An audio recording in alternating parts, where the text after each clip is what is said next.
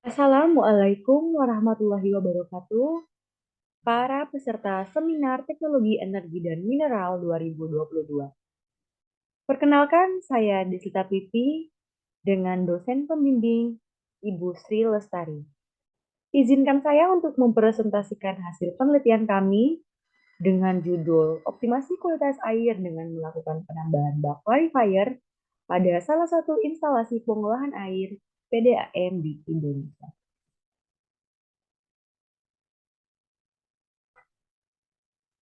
Berikut merupakan outline-nya. Yang pertama pendahuluan, yang kedua metode penelitian, yang ketiga hasil dan pembahasan, dan yang keempat simpulan.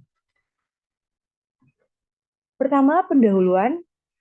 Air merupakan salah satu faktor penting dalam menunjang kebutuhan hidup manusia. Air yang digunakan untuk keperluan higienis sanitasi manusia seperti mencuci, mandi, masak, bahkan minum sekalipun. Namun, air yang diperlukan untuk keberlangsungan hidup manusia tidak dapat digunakan secara langsung melalui proses pengolahan air terlebih dahulu. Maka dari itu, kami memilih untuk melakukan penelitian terhadap evaluasi kinerja instalasi pengolahan air dalam mengolah air yang diperlukan untuk keperluan hidup manusia. Yang kedua, metode penelitian. Yang pertama untuk alat dan bahan yang digunakan yaitu air clarifier, yang kedua data pengujian keperluan air, dan yang ketiga laptop. Untuk subjek penelitian sendiri yaitu unit clarifier, dan metode analisis yang digunakan yaitu perbandingan antara data sekunder dengan perhitungan aktual. Yang ketiga, pembahasan. Berikut merupakan grafik hasil pengujian keperluan air, di mana dapat dilihat bahwasannya data ini diambil dengan selang waktu 1 jam, di mana setiap jamnya kekeruhan airnya itu berubah-ubah. Hal ini disebabkan karena kekeruhan air baku yang ada pada instalasi pengolahan air juga di setiap waktunya selalu berubah-ubah atau fluktuatif. Berikut merupakan data existing floculator clarifier, yaitu dapat dilihat ada tipe bak, jumlah bak, debit bak, panjang, lebar, kedalaman, tinggi muka air, dan juga tahap fluktuatif. Di sini ada dua bak clarifier, sehingga berikut tercantum pada layar yaitu tabel 1 dan tabel 2 merupakan data existing floculator pada bak clarifier 1 dan bak clarifier 2. Berikut merupakan data existing sedimentasi pada bak clarifier, ada pada bak clarifier 1 dan pada bak clarifier 2.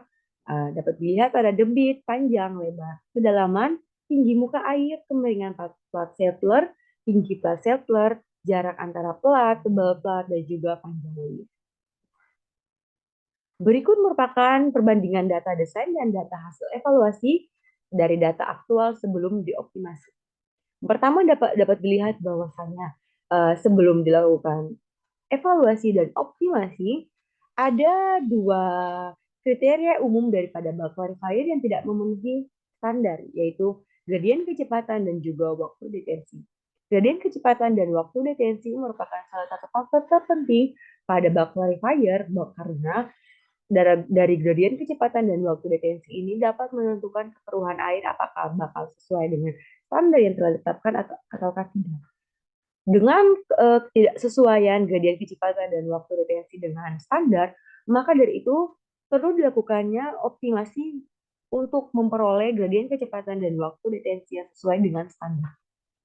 Setelah dilakukannya optimasi, maka diperoleh dari waktu detensi, bilangan Reynolds, bilangan Frown, dan gradien kecepatan yang memenuhi dengan standar kriteria desain, yaitu waktu detensi 20 hingga 100 menit, bilangan Reynolds kurang dari 2000, bilangan Frown lebih dari 10 pangkat negatif 5, dan gradien kecepatan 100 sampai 10 detik pangkat negatif 1. Dari hasil optimasi ini, semua kriteria umum dari bak clarifier telah sesuai dengan kriteria desain.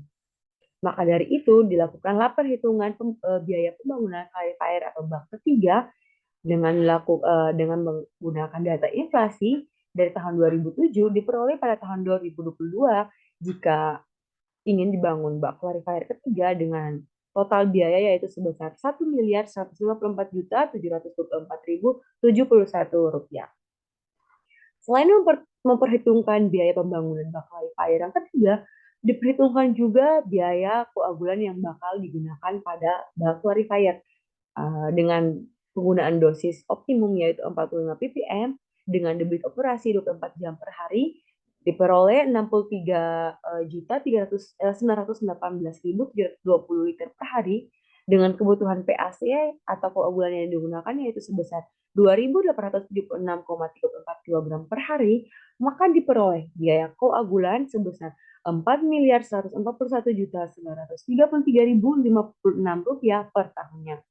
Maka dari itu, ketika dilakukan perhitungan untuk biaya pembangunan bak clarifier yang ketiga dan juga koagulan yang digunakan, maka dihitung keuntungan penjualan produk air yaitu dengan penjualan airnya itu 62.640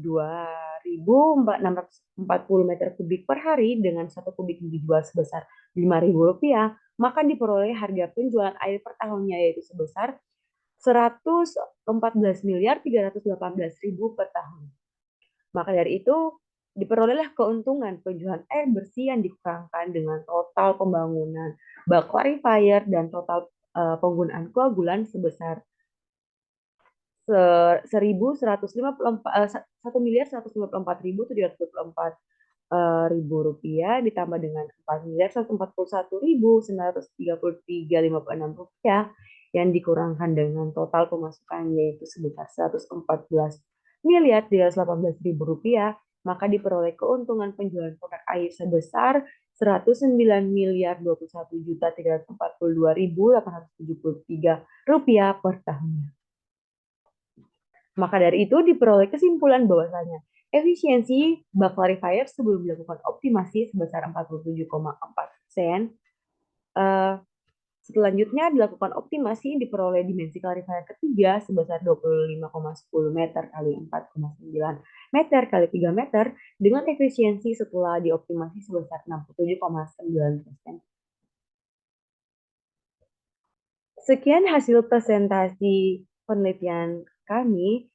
Kami mengucapkan banyak terima kasih dan mohon maaf apabila terdapat kesalahan.